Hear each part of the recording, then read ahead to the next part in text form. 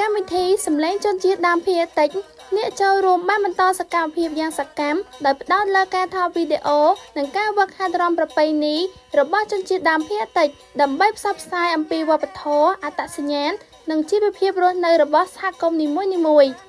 នៅក្នុងសកម្មភាពថតវីដេអូក្រុមនីមួយៗបានថតសកម្មភាពជាក់ស្ដែងនិងការស្រាវជ្រាវវីដេអូបន្ថែមដែលបង្ហាញពីជីវភាពប្រចាំថ្ងៃ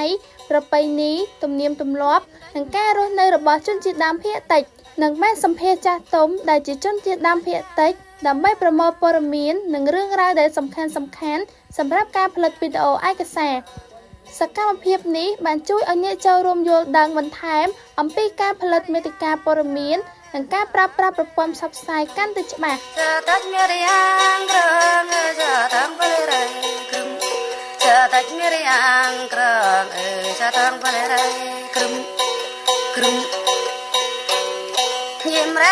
សម្រាប់កម្មវិធីសម្លេងជនជាតិដើមភាគតិច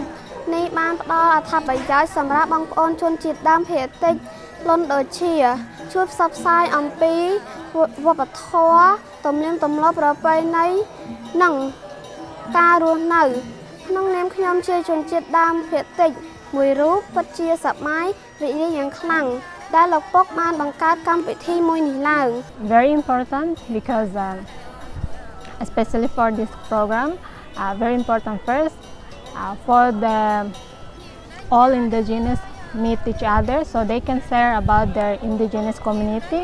and then for the second for the young generation especially for the young indigenous they will learn each other and then learn from the other elders indigenous and also learn from the elder indigenous we learn about the ancestor and then the culture the language and everything so I think the program is very important កម្មវិធីនេះគឺសារៈសំខាន់ណាស់ដើម្បីលើកស្ទួយនិងអភិរក្សដល់ជនជាតិ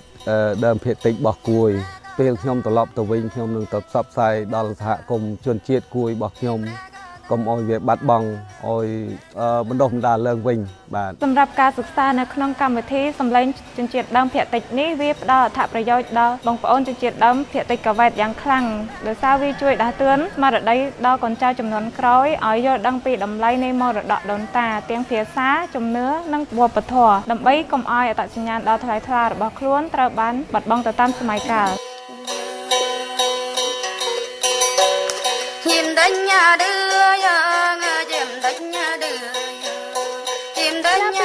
ភាពថតវីដេអូ